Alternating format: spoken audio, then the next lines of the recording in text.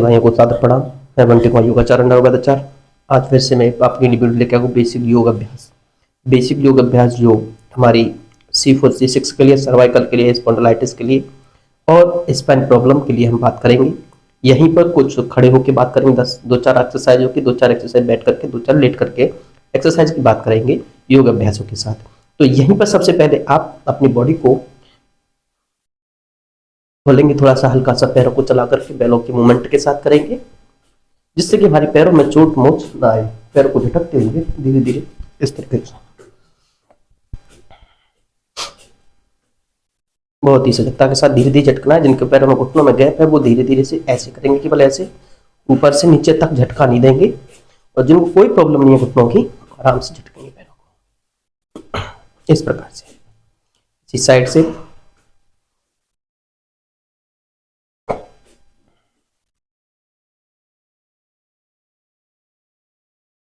Back side,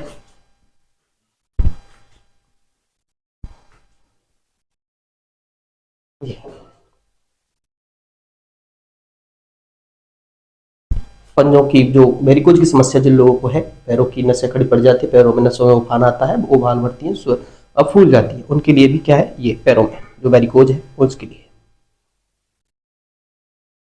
जिनमें तिलियों में दर्द रहता है, नसें खड़ी पड़ जाती हैं या नसें फूल जाती हैं, वेरिकोज वालों के लिए भी है, और तिलियों के दर्द वाले के लिए, घुटनों के लिए भी है, टखनों के लिए, पंजों के लिए, सारी चीजों के लिए है।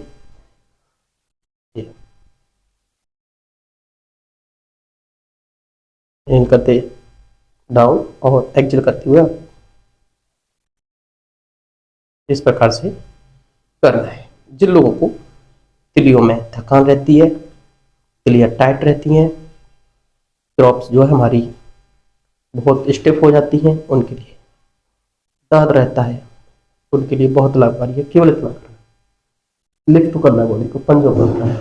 नेक्स्ट स्टेप से हमारा ताड़ बेसिक स्टेबल समस्थिति आसन। समस्थिति आसन में कई बार बता चुका हूं, लेकिन समस्थिति आसन को हम क्या करते हैं, लोग उसको महत्व नहीं समझते हैं, महत्व नहीं देते हैं। तो उसके लिए क्या करना है, पैरों को मिलाएंगे और गहरी लंबी सांस भरते हुए स्पाइन को सीधा करते हुए धीरे धीरे स्पाइन को सीधा करेंगे और उस खिंचाव को महसूस करेंगे जहां जहां आपको आ रहा है।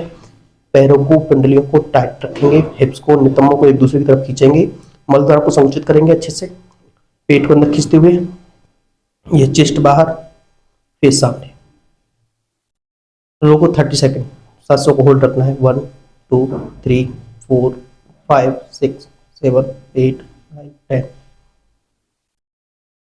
इनहेल करते, एक्सहेल करते वापस। पुनः इसको कम से कम 3 से 5 टाइम्स आपको करना है। बेसिक है बिल्कुल, जिसके लाभ अनेक है।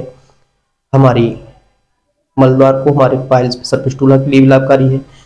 जिनके मसे बाहर की तरफ निकल चुके हैं या लटक रहे हैं या मलद्वार में दर्द होता है, उसके लिए लाभकारी है। मल त्याग करते समय दर्द रहता है, उनके लिए लाभकारी है। केवल इतना करना, स्पाइन को सीधा करना, बॉडी को सीधा रखना और खिंचाव देखेंगे हमारे पेल्विक पॉइंट के पास में आएगा, नाभि पर आएगा, कोर पर आएगा, एब्डोमिनल पर आएगा, इंटरनल ऑर्गन्स पर आएगा पूरा खिंचाव। जो हमारा घनी आबादी है इंटरनल बॉडी के अंदर, पेट के अंदर, उस पर खिंचाव आता है। और खिंचाव आने से वो हमारी बॉडी के वाइब्रेटिंग होने से वो मल है, वो इन्फेक्शन है, वो सब खत्म हो जाता है धीरे धीरे से, केवल समस्थिति आसन में खड़े होने से। और धीरे धीरे सांसों को एक्सहेल करते हुए वापस एक बार गहरी लंबी सांस भरें, छोड़ दीजिए फिर से, और धीरे धीरे से फिर से इनहेल करते हुए बहुत सजगता के साथ केवल हमें समस्थिति आसन में खड़ा होना है। और समस्थिति आसन में खड़ा होने से ही हमारी बॉडी बहुत खिंचाव महसूस करती है। केवल इतना रोकना है, 30 सेकेंड। जब आप 30 सेकेंड रोक लेंगे तो आपकी बॉडी इंटरनल वाइब्रेट होगी, बॉडी से हीट उत्पन्न होगी, गर्मी निकलने लगेगी, उसके लिए बहुत लाभकारी है। इसको आपको 5 से 10 टाइम्स करना है, प्रत्येक दिन करना है। प्रत्येक दिन करेंगे तो पेट जो है बाहर की तरफ नहीं भागेगा, लटकता हुआ पेट है, लटकती हुई चर्बी है, वो बाहर की तरफ नहीं भागेगी, फ्लैट है, फ्लैट रहेगी। नेक्स्ट है हमारा ताड़ासना, सिंपल ताड़ासना। पैरों को बिल्कुल भी लिफ्ट नहीं करेंगे। यहीं पर क्या करना है, पैरों को मिला के ऐसे रखना है अभी हमें, और हाथों को लिफ्ट करते हुए धीरे धीरे से बॉडी को खींचना है। ये हाथों को लिफ्ट करेंगे, पूरी तरह से खींचते चले जाइए और देखिए साइड में खिंचाव बॉडी के 1 2 3 4 5 6 7 खींचते 8 9 10। जहां तक आप खींच सकते हैं हाथों को उतना खींचेंगे, क्योंकि ये जो खिंचाव है, ये जो लटकन हो जाती है, ये लटक जाती है फैट, उसके लिए बहुत लाभकारी है। जो लटकती हुई फैट है, लटकती हुई चर्बी को खत्म करेगा।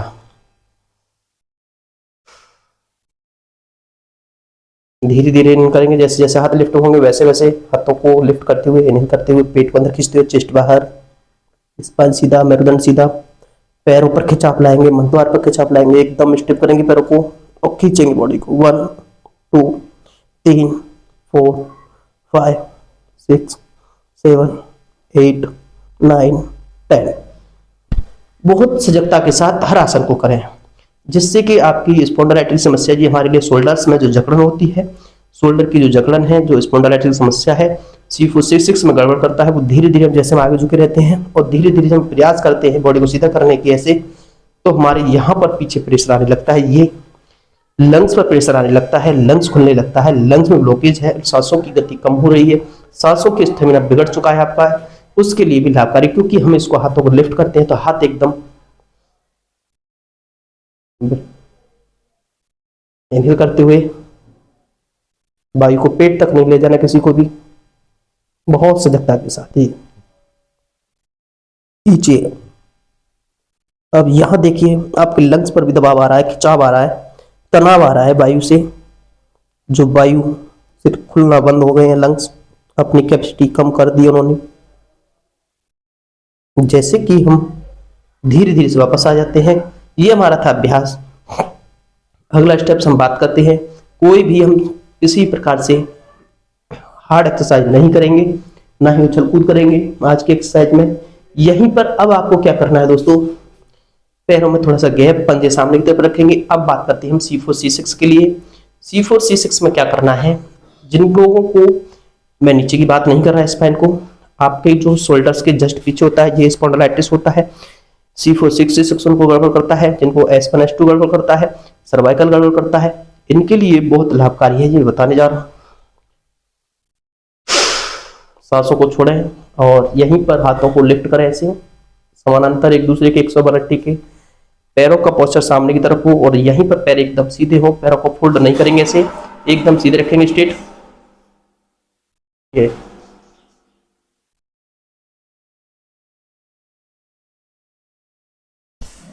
इस प्रकार से आपको करना है, कर लेते हैं। तो ऐसे ही जब हम इतना करने के बाद ये, और यहीं पर गर्दन को होल्ड रखना है 5 से 10 सेकंड, 1 2 3 4 एंड 5। जिनको हार्ट की प्रॉब्लम है वो भी इसको कर सकते हैं, जिन लोगों को लंग्स की प्रॉब्लम वो भी कर सकते हैं, जिन लोगों को चेस्ट में कोई भी चुभन है, कोई भी टीस है, वो भी इसको कर सकते हैं, जिन लोगों का श्वसन तंत्र बहुत कमजोर है, स्टेमिना बहुत कमजोर है, वो भी इसको अभ्यास कर सकते हैं। लेकिन मेन चीज है ये सर्वाइकल्स, स्पॉन्डिलाइटिस, उनके लिए। देखें फिर से ये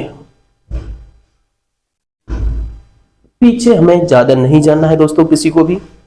अगर पीछे जाएंगे तो हमें जिसको हम बीमारी बता रहे हैं स्पॉन्डिलाइटिस और सर्वाइकल्स, उस पर लाभ नहीं होगा।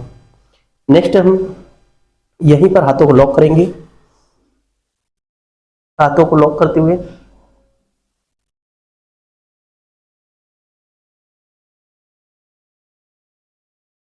केवल हमें होल्ड रखना है 5 सेकंड। जैसे स्पाइन वाइब्रेट करती है तो आपकी स्पाइन की ग्रिप्ट बनती चली जाएगी, धीरे धीरे ग्रिप्ट बनती जाएगी, एक साथ नीचे नहीं जाएगी, एक साथ ऊपर नहीं आएगी, दर्द नहीं होगा। वो धीरे धीरे जो आपकी जो नसें हैं, ब्लॉकेज हो रही है स्पाइन की, वो सब खुल जाएगी। तो क्या करना है, यहीं पर हाथों को गर्दन के पीछे रखना है, ऐसे नहीं रखेंगे, गर्दन के पीछे रखेंगे ऐसे।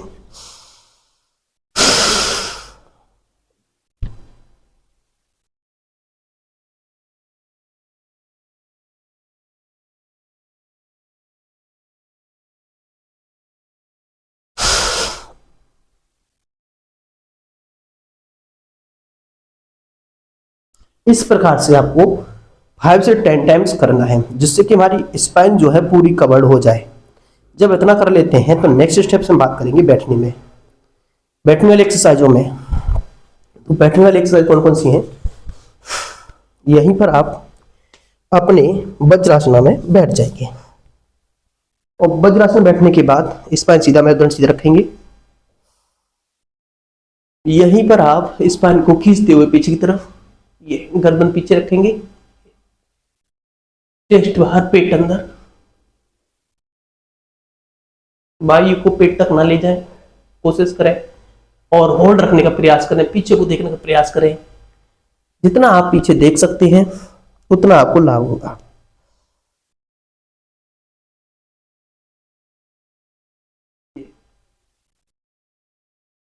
बहुत सजगता के साथ होकर ब्रीदिंग को एक्टिव करेंगे और यहीं पर होल्ड रखेंगे। बहुत धीरे धीरे से वापस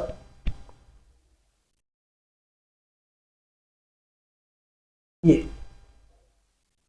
जब आप इतना करते हैं तो नेक्स्ट स्टेप्स आता है मेरा, हाथों को लिफ्ट करेंगे। ये 1 2 3 4 5, हाथों को लॉक करते हुए यहीं पर ये 1 2 3 4 एंड 5। यहां पर हमें ब्रीदिंग को एग्जिट करना है और कोई भी स्टमच पर खिंचाव नहीं आने दें, केवल हड्डियों को पीछे की तरफ बोल्ड करेंगे, स्पाइन को, अपर बॉडी को, यहीं पर बॉडी को ट्विस्ट करते हुए ये थोड़ा सा, क्योंकि बॉडी हमारी बहुत ज्यादा से बेंड हो चुकी है, कई बार हो चुकी है, इसको धीरे धीरे से ट्विस्ट करेंगे। इसके बाद हम अगला स्टेप जो बताने जा रहे हैं बहुत ही आसान है, जिसको हम मार्जरी आसन कहते हैं। लेकिन मार्जरी आसन ना कर करके हम शीर्षासन करेंगे। शीर्षासन में क्या करेंगे? केवल और केवल अपनी स्पाइन को और एब्डोमिनल को खींचेंगे और स्पाइन को सीधा करने का प्रयास करेंगे। करना क्या है दोस्तों? यहीं पर अपनी मुट्ठियां बंद करेंगे, पैरों को अपनी बॉडी की डिस्टेंसिंग के अनुसार दूरी पर बनाकर रखना है। और यहां पर क्या करना है, पहले 1-2 बार अगर करना चाहते हो, जिन लोगों को स्पाइन प्रॉब्लम है, स्पाइन फ्लेक्सिबल नहीं है, तो वो 2-4 बार, 5 बार, 10 बार मार्जरी आसन करें। इस प्रकार से हिप्स उठेंगी, गर्दन उठेगी और स्पाइन अंदर की तरफ जाएगी। ये ब्रीदिंग को एग्जिट करते हुए हिप्स और गर्दन एक दूसरे के समकक्ष आने का प्रयास करेंगी, कमर उठेगी। ये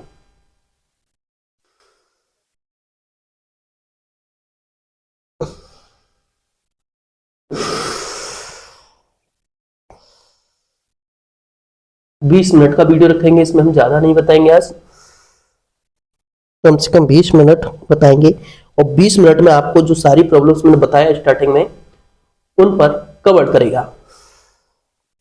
नेक्स्ट इसी के बाद शीर्षासन हम बता रहे हैं। शीर्षासन में क्या करना है? हिप्स ऐसे रहेंगे, केवल और केवल गर्दन को ऐसे खींचना है, सांसों को छोड़ते हुए गर्दन को खींचना है। ये कमर नहीं झुकाएंगे, इसमें हिप्स नहीं उठाएंगे, धीरे धीरे गर्दन को खींचना है सामने की तरफ। 1 और देखिए प्रयास कोर पर, एब्डोमिनल पर, इंटरनल ऑर्गन्स पर, पेट पर, ये देखिए पूरा दबाव आना चाहिए। ये 1 तो बेसिक है, बहुत आसान है लेकिन लाभकारी बहुत है। ये धीरे धीरे रिलैक्स, सांसों को छोड़कर करना है, ब्रीदिंग को एग्जिट करके करना है, गर्दन को उठाना है ये और खींचना है गर्दन को पूरा अच्छे से। ये और देखिए अपने एब्डोमिनल के नीचे खिंचाव, कोर पर खिंचाव, एब्डोमिनल पर, पेल्विक पॉइंट पर।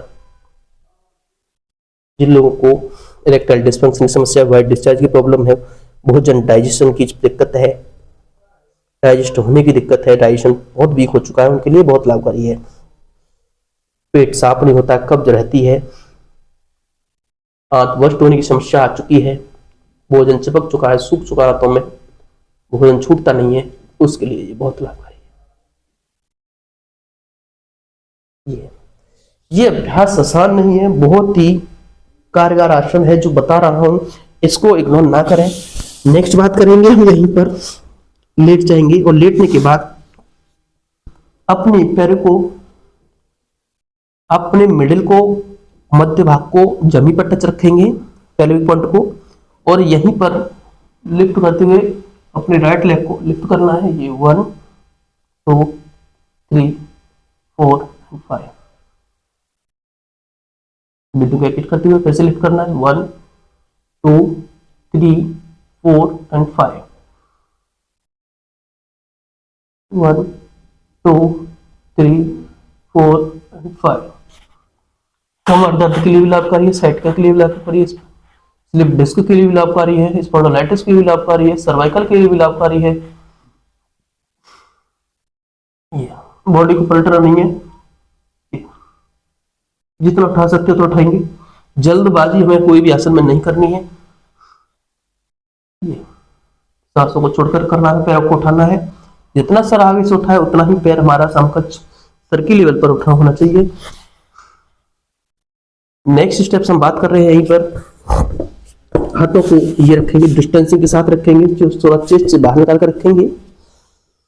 ये रखेंगे, सांसों को छोड़ करके करिए, थोड़ा सा होल्ड रखिए। जब होल्ड रखते हैं सांसों को छोड़ के रखें, वायु को पेट तक ना ले जाए, और धीरे धीरे ये इनहेल करेंगे। अब उठेंगे जब, और फिर जब होल्ड रखेंगे तो सांसों को छोड़ देंगे, क्योंकि हमारे स्टोमच पर पूरा खिंचाव नहीं आना चाहिए, इंटरनल ऑर्गन्स पर खिंचाव, दबाव नहीं आना चाहिए ब्रीथिंग का, वायु का। इसलिए हमें थोड़ा सा सांसों का भी ध्यान रखना है।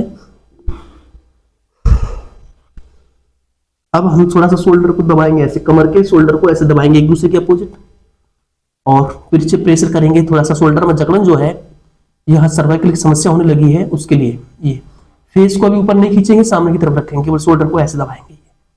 ये इतना दबाने के बाद वापस आएंगे, फिर धीरे धीरे से थोड़ा और बॉडी को उठाएंगे, सांसों को छोड़ देंगे, पैर मिले हुए होने चाहिए, ये हाथ फोल्ड रहेंगे भी, फिर सामने तो होल्ड रखेंगे। और मध्य में देखेंगे, स्पाइन के मध्य में थोड़ा दबाव आता है, सांसों को छोड़ दें, होल्ड रखते हैं, तब फिर धीरे धीरे रिलैक्स करते हुए और फिर सांसों को छोड़ देते नीचे आके। यहीं पर हाथों को ये फिर सामने सांसों को छोड़ देंगे, ब्रीदिंग को, और धीरे धीरे हाथों को कोशिश करेंगे सीधा करने की। ये अब आपको ट्रिगर पॉइंट पर, टेल पॉइंट पर प्रेशर आएगा, महसूस करिए उस खिंचाव को, दबाव को, और फेस को पीछे नहीं खींचना है, फेस सामने रखना है, धीरे धीरे नीचे। बहुत ही सजगता के साथ करें, एक साथ स्पाइन वाले दर्द वाले ना करें। जिन लोगों को स्पाइन में दर्द है, साइड का है, कमर दर्द में कोई भी दिक्कत है, कोई भी कार्टिज बेकार हो रही है, नसें दबने लगी हैं स्पाइन में, उसके लिए लाभकारी है। ये फेस सामने, और ऊपर नहीं खींचेंगे गर्दन को, फेस सामने रखेंगे, पंजे मिले हुए होने चाहिए, सांसों को छोड़ करके रखते हैं। होल्ड रखना है तो सांसों को छोड़िए। अगर सांसों में नहीं छोड़ रहे हैं तो वायु को पेट तक ना ले जाएं। अगर वायु को पेट तक ले जाएंगे, हमारे इंटरनल ऑर्गन्स पर बहुत सारी समस्या आती है। दबाव होने से हमारे जॉइंटों में दर्द हो सकता है, हमारी जॉइंटों में वायु जा सकती है दबाव होने से, जो कि वायु का जो आदान प्रदान होता है वो हमारे लंग्स से करते हैं। लंग्स में अगर वायु पेट तक जाएगी तो आपको गैस कब्ज भी बन सकती है, तेजाब भी बन सकता है। गैस बनने के कारण आपके पेट में उफार हो सकता है, अफरा हो सकता है, उफाल मार सकता है। इसलिए अब हाथों को थोड़ा सा पीछे लेंगे और धीरे धीरे सांसों को यहीं पर, ये 1 2, ढीला छोड़िए स्पाइन को, सांस छोड़ देंगे तो आप बॉडी को पूरा फ्लेक्सिबल कर पाएंगे। अगर नहीं छोड़ेंगे तो बॉडी ऐसी रहेगी, क्योंकि फिर आपकी बॉडी नीचे से उठेगी, और जब सांस छोड़ देंगे तो बॉडी अपने आप से नीचे जाएगी। जैसे कि मेरी बॉडी नीचे जा रही है, अब बॉडी को, फेस को खींचते हुए ऊपर की तरफ देखेंगे, बेस को, छत के रूफ को, छत के बेस को देखने का प्रयास करेंगे। ये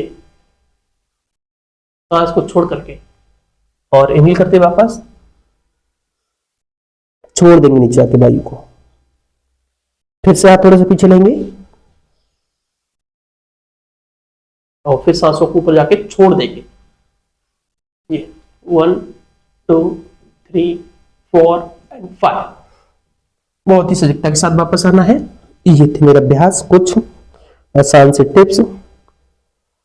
अब इसके बाद आपको पैरों को फोल्ड करना है, थोड़ा सा 90 के एंगल पर ही ऐसे रोकेंगे, और रोकने के बाद ये बस लगाने का प्रयास नहीं करेंगे, भी इतना होल्ड रखेंगे,